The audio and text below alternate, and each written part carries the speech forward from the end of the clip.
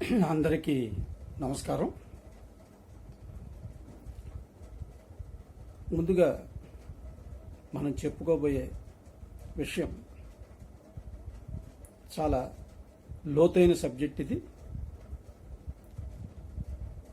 ఈ సబ్జెక్ట్లో ఈ విషయంలో మనం చెప్పుకోదగింది ఆహార నియమాలు, మనిషి యొక్క వ్యక్తి యొక్క గుణగణాలు, శారీరక తత్వాలు. వీటి గురించి చెప్పుకునే ముందు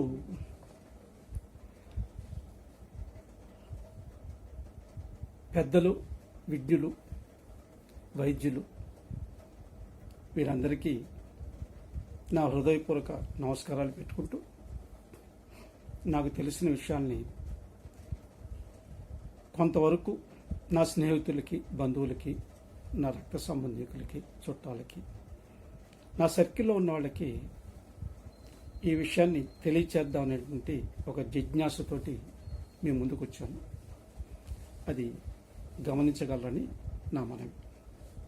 మా తాతగారు చెప్పినటువంటి కోటయ్య గారి సలహాల్లో ఇది 3వ భాగం. ఈ 3వ భాగంలో ముఖ్యంగా నేను చెప్పేది మన శారీరక తత్వాలు. జీవి జీవనం సాగించటానికి ఒక వాహనాన్ని తీసుకుంటుంది. ఆ వాహనమే మన శరీరం. ఈ శరీరం, ఈ పుట్టుక ఏర్పడటానికి తల్లిదండ్రులు మూలకారకులు. వాళ్ళ యొక్క గుణగణాలు, వాళ్ళ యొక్క శారీరక తత్వాలు ఎక్కువగా మనలో రావటానికి కారణభూతమై ఉంటుంది. కానీ మనం మన అలవాట్లు, మన ఆరోగ్యపు అలవాట్లు, వాటి ద్వారా, నియమ నిబంధనల ద్వారా, తీసుకునే ఆహారం, పౌష్టికాహారం ద్వారా, బలహీనమైనటువంటి కొన్ని రుచులకు లొంగకుండా మన శరీరాన్ని అదుపులో పెట్టుకుని శారీరక గమనాన్ని, జీవిత గమనాన్ని ఏర్పరచుకుంటే కొంత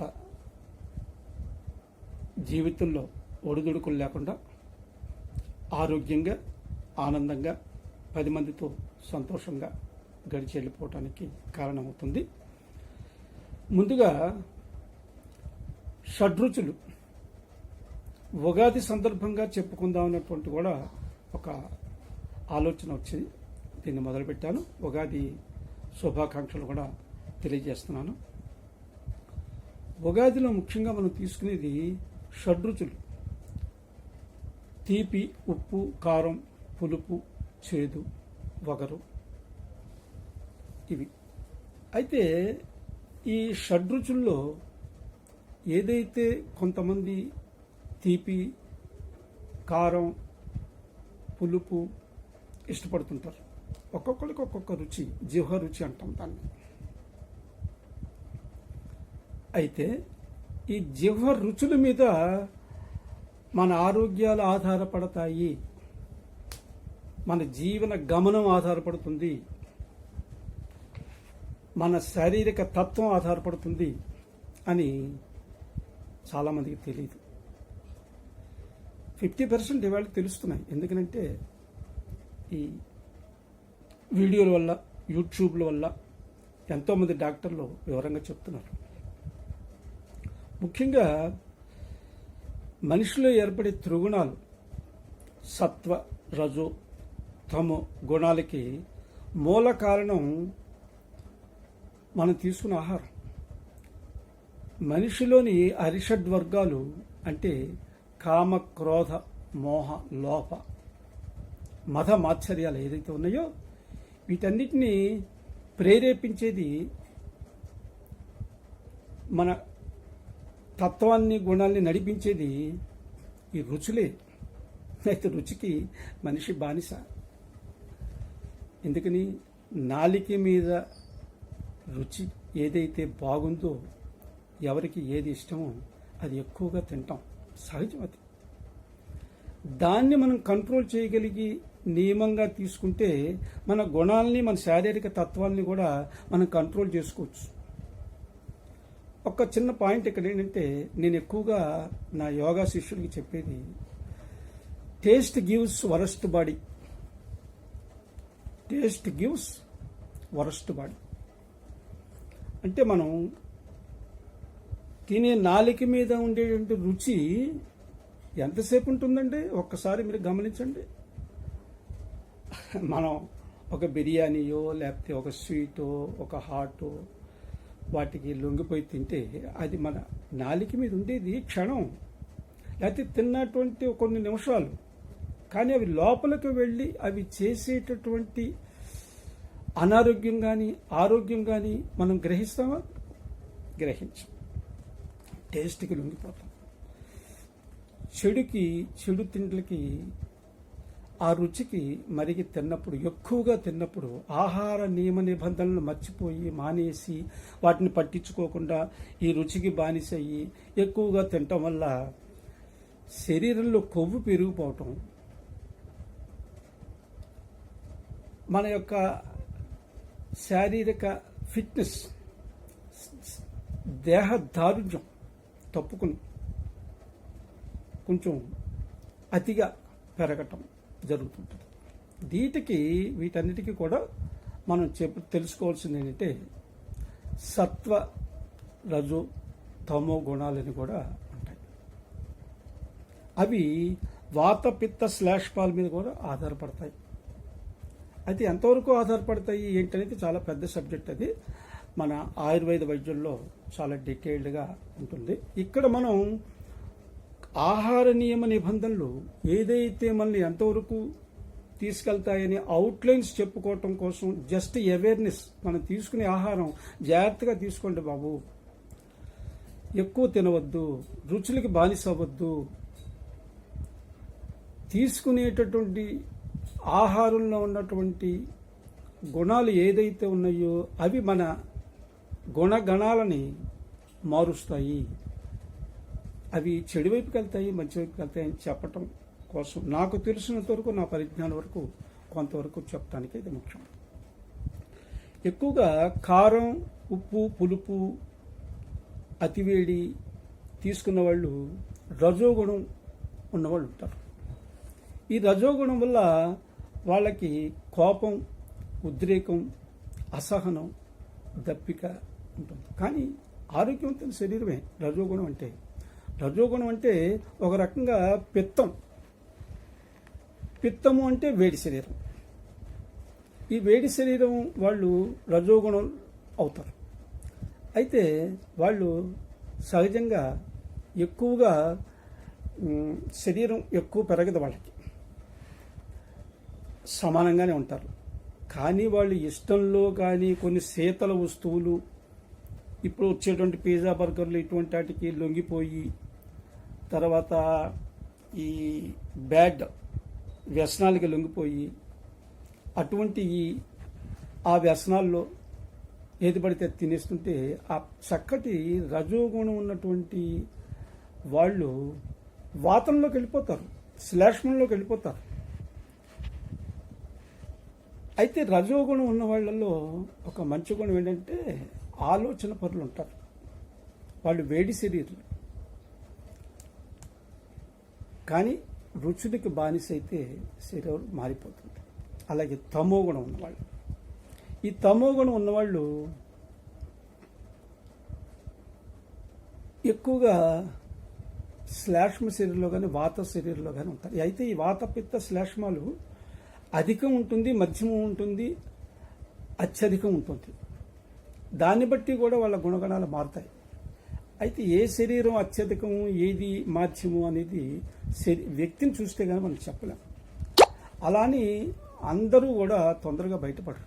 ఇప్పుడు మనం తమో గుణం గురించి చెప్పుకుంటే ఎక్కువగా వీళ్ళు నిద్ర పోదాం, నెమ్మదిగా చేద్దాం, తర్వాత చూద్దాం అనే బుద్ధిమాంద్యాన్ని కొంచెం కలిగి ఉంటారు తమో గుణం. అలా అని బద్ధకస్తులే, కానీ అతిగా కూడా కాదు. వీళ్ళు ఎక్కువగా ఈ బ్యాడ్ వ్యసనాలకి వాటికి కొంచెం లొంగిపోతారు. అవి లేకుండా ఉండాలి. తర్వాత సౌమ్య అంటే సత్వగుణం. ఈ సత్వగుణం ఉన్నవాళ్ళు ఏం చేస్తారంటే చురుగ్గా ఉంటారు, తెలివి గల వాళ్ళు ఉంటారు. మంచి కూరగాయలు, పప్పు ధాన్యాలు, పాలు అతిగా వాడతారు. తీపి, కారం, పులుపు తీసుకుంటారు, కానీ మినిమైజ్, ఎంతవరకు తీసుకుంటే బాగుంటుంది అంతవరకు తీసుకుంటారు. వీళ్ళ వల్ల సాత్విక గుణం కలిగిన వాళ్ళు 10 మందిలో మంచి పేరు తెచ్చుకోవటం, ఎవరితో ఎంతవరకు ఎలా ఉండాలో చూసుకోవటం చేస్తుంటారు. అలాగే ఆహారం ఎప్పుడు పడితే అప్పుడు, ఎక్కడ పడితే అక్కడ, ఎంత పడితే అంత, ఆహారానికి గ్యాప్ లేకుండా కనీసం 4-5 గంటలు 6 గంటలు గ్యాప్ లేకుండా తినిస్తే లోపల శరీరం యొక్క గుణం మారిపోయి వాళ్ళలో ఉన్నట్టు ఈ కామ, క్రోధ, మోహ, మత, మాత్సర్యాలు, లోపాలన్నీ పెరగటానికి అవకాశాలు ఏర్పడతాయి. వాతం శరీరం వాళ్ళు పొరపాటును కూడా శీతల పానీయాల దగ్గరికి వెళ్ళకండి. అలాగే తమో గుణం ఉన్నవాళ్ళు మత్తు పదార్థాల జోలికి, అంటే మత్తు అంటే ఏమీ అక్కర్లేదు, ఏదో ఈ మత్తును బాగా కలిగించే గంజాయి అలాంటివి కూడా అంతవరకు కూడా కాదు. ఈ వైన్స్, బీరు ఇలాంటివి కానీ, లేకపోతే బాగా నిన్న మొన్నటి ఆహారాలు కానీ ఇలాంటివి తినకుండా కొంచెం మంచి ఆహారం వైపుకి, కూరగాయల వైపుకి, ఆకుకూరల వైపుకి, పాలు, పండ్లు, నిమ్మకాయలు, బత్తాయి, ముఖ్యంగా బొప్పాయి, కర్బూజా, పుచ్చకాయ, ఇటువంటి వాటి వైపుకి 3 గుణాల వాళ్ళు, 3 తత్వాల వాళ్ళు యువతలకు వచ్చి కొంచెం తీసుకుంటుంటే ఆహార్యం బాగుంటుంది. అలాగే చాలా ముఖ్యంగా చెప్పుకోవాల్సింది మన పెద్దలు చెప్తారు, ఏకభుక్తం మహాయోగి, ద్విభుక్తం మహాభోగి, త్రిభుక్తం మహారోగి. రోజుకి 3-4 సార్లు తింటే వాడు రోగగ్రస్తుడు అవుతాడు. ఒక్కసారి తింటే వాడు మహాయోగి అవుతాడు. రోజుకి 2 సార్లు తింటే మహాయోగి అవుతాడు. కాబట్టి దయచేసి ఆహారం తక్కువగా తినండి, నియమనిష్టలతో తినండి, ఆరోగ్యంగా ఉండండి.